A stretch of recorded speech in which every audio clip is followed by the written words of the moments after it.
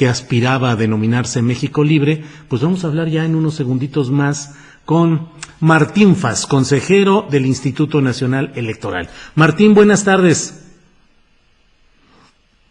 Martín, buenas tardes. Buenas tardes, Julio. Hola, ¿cómo estás? Bien, Martín, muchas gracias por tomar la llamada.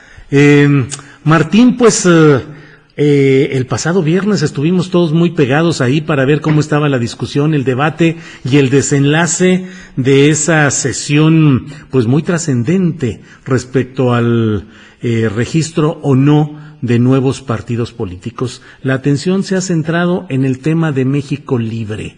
Tú, originalmente, ¿cuál fue tu postura en el dictamen de la Comisión de Prerrogativas y Partidos Políticos, Martín Faz? Ya, cuando se realizó, bueno, el proceso ha sido un proceso larguísimo, que comenzó desde hace mucho. Nosotros nos integramos hace un mes, y primero las áreas del INE, el área de fiscalización, el área de prerrogativas y partidos políticos, incluso la unidad técnica de la contencioso, que es la que define todo el tema de las quejas y las denuncias que se presentan, realizan dictámenes por su cuenta, los presentan a la comisión, y la comisión tiene que realizar una valoración integral, digamos, de todo eso por su cuenta. Fiscalización, quejas y denuncias, establecen en un determinado momento sanciones, ¿sí? Cada quien por su cuenta, siguiendo, vamos a decirlo de esa forma, por cuerdas separadas los temas específicos, y la comisión tiene, digamos, la obligación de hacer una evaluación integral sobre el tema. Uh-huh. Y establecer una serie de criterios, de tal manera que se establecieron una serie de criterios dentro de la comisión, y el dictamen de la comisión resultó favorable. De hecho, hay que ver que solo 7 organizaciones ciudadanas de un total de, déjame darte bien el dato para no fallarle, uh-huh, de 106 notificaciones iniciales que se hicieron del 7 al 31 de enero del 2019, uh-huh, es decir, un año y 9 meses, ¿sí? Uh-huh. Al final solamente 7 solicitaron registro, porque durante todo desde junio del 19 hasta enero de este año se tuvieron que hacer las asambleas y demás. Entonces había 7 que solicitaron registro. Entonces la Dirección de Prerrogativas y Partidos Políticos puso a consideración de la comisión solamente que de esas 7 que solicitaron registro, solo 5 sí cumplían con los requisitos, digamos, del número de asambleas que había que hacer y el número, uh-huh, de afiliados que había que tener. Entonces, en la comisión, ya estando en la comisión, se empezó a hablar del tema. Al hacer una evaluación integral, se vio que había 3 que, por distintos motivos, pero muy particularmente por el tema de la afiliación gremial, si bien cumplían con los requisitos cuantitativos del número de asambleas y el número de afiliados, estos asuntos de carácter cualitativo bien podían ser un elemento para no otorgarles el registro. Entonces, uh-huh, en la Comisión de Prerrogativas, de las 5 que la dirección había propuesto como que podían ser susceptibles de obtener el registro, 3 quedaron fuera, y solamente lo que sería México, lo que se llamaría México Libre, que, uh-huh, es libertad y responsabilidad, uh-huh, y otra organización, lo que es el PES, fueron las que finalmente en el dictamen no fue mayoritario el dictamen, porque digamos, no fue unánime, fue mayoritario por darles el registro. Claro. ¿Qué te movió a ti a votar en contra de darle el registro a México Libre? Durante el pleno, es decir, esa fue la primera etapa. La segunda etapa, que fue al día siguiente, fue, uh-huh, subirlo directamente al pleno. Uh-huh. Y ya en el pleno se colocó sobre la mesa un criterio que no se había manejado en la comisión, que tenía que ver con un determinado umbral de aportaciones no identificadas por parte de los partidos políticos, que hacía una analogía entre el 5% que la Constitución establece que si hay un exceso en los gastos de campaña es un porcentaje determinante para anular la elección. Uh-huh. Entonces Ciro Murayama colocó ya en la mesa del pleno, porque ese es el trabajo de un colegiado. O sea, el trabajo de un colegiado es, la dirección te da te pone algo sobre la mesa, un primer filtro que es la comisión hace un trabajo colegiado, pero esa comisión también coloca sobre el pleno una propuesta, y el pleno en sí mismo, que es quien tiene la voz final, puede colocar nuevos criterios que no habían sido vistos por la comisión. Uh-huh. Entonces, cuando coloca ese criterio Ciro Murayama, se me hizo un criterio razonable. Uh-huh. y eso fue lo que me orilló a votar en contra, porque México Libre tiene un 8.19, casi el 8.2% de aportantes no debidamente identificados. Ese fue el criterio, es decir, digamos, colocado sobre la mesa del pleno, que es el espacio colegiado final, uh-huh, porque la comisión de prerrogativas somos solamente 5 personas. Uh-huh. En el pleno estamos los 11 consejeros. Entonces es muy normal que, aunque un dictamen suba en un sentido, en este caso el de la Comisión de Prerrogativas y Partidos Políticos, el pleno finalmente lo toma en consideración, puede estar de acuerdo, puede no estar de acuerdo, y modificar el sentido de la resolución. Inclusive debo decirte que algunos de los criterios que se pusieron en la comisión, uh-huh, que tenía que ver con el otorgamiento de dádivas en asambleas, que tenía que ver con la participación de ministros de culto, uh-huh, también en la conformación del partido, que tenía que ver con gastos en especie no identificados para la realización de asambleas, y otro que tenía que ver con afiliación gremial, no fueron acompañados todos esos mismos criterios por el pleno, que eran criterios puestos por la comisión. El pleno no los acompañó todos, o por lo menos no los acompañó en algunos de los porcentajes, y además propuso un criterio nuevo, que fue propuesto por el consejero Murayama, de que si se superaba el 5% de aportaciones no identificadas, era un criterio suficiente para no otorgar el registro, considerando esa analogía de que ese porcentaje es determinante para la anulación de una elección. Uh-huh. Entonces, a mí me pareció razonable, uh-huh, ese criterio nuevo que fue incorporado ya durante el pleno. Uh-huh. Hay que decirlo con toda claridad, Julio, uh-huh, así funcionan los colegiados. Uh-huh. O sea, es decir, ¿cuántas veces, por decirte, en otro colegiado, en el Tribunal Electoral del Poder Judicial de la Federación o en la Suprema Corte de Justicia de la Nación, sube una resolución elaborada por alguien y al final en el pleno no obtiene mayorías? Uh-huh. Y durante el pleno también hay una reconsideración de los criterios que se suben en esos dictámenes, y también los que forman parte de la propia comisión, pues de una manera colegiada, pues también, uh-huh, puede adherirse a criterios nuevos que propongan otros, claro, consejeros. Ese Martín, fue el camino. Sí, gracias, Martín. Ahora que se han dado las explicaciones de Fausto Barajas, el representante legal de México Libre, del propio Felipe Calderón, de Margarita Zavala, quienes dicen, trato de resumirlo, que no recibieron una advertencia clara de que estuviesen en falta respecto al uso de la aplicación Clip, y que todos los donantes están identificables con nombres, apellidos, números de cuentas y todo esto.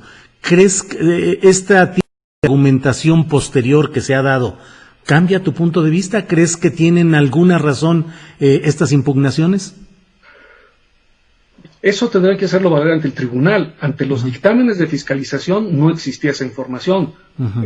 Hay que tener en claro que seguramente seguiste, y todos seguimos con atención, el intercambio de tweets que hicieron Ciro Murayama, sí, y Felipe Calderón. Sí. Evidentemente, los consejeros que estaban antes de nosotros tienen un panorama mucho más amplio, porque ellos formaron parte del principio, y ahí, por ejemplo, Ciro Murayama incluso hasta citaba un número de oficios que desde el 2019 uh-huh, se le decía claramente a la organización que mediante la aplicación Clip no era posible identificar plenamente a los aportantes, y que se les estuvo diciendo mes con mes, y eso pues consta en el expediente, y evidentemente el dictamen de fiscalización es muy claro porque no permite a la unidad técnica de fiscalización realizar de manera exhaustiva su labor. Porque otra cosa también que es muy clara es que el reglamento de fiscalización, en este caso del INE, le da la obligación a las organizaciones o a los partidos políticos o a los candidatos de identificar plenamente a los donantes. Y la unidad técnica de fiscalización, a través de la modalidad CLIP, no podía ejercer esa facultad. Y la obligación es de la organización. Entonces, ellos estuvieron plenamente conscientes de esto desde el 2019, porque la fiscalización se realiza mes con mes.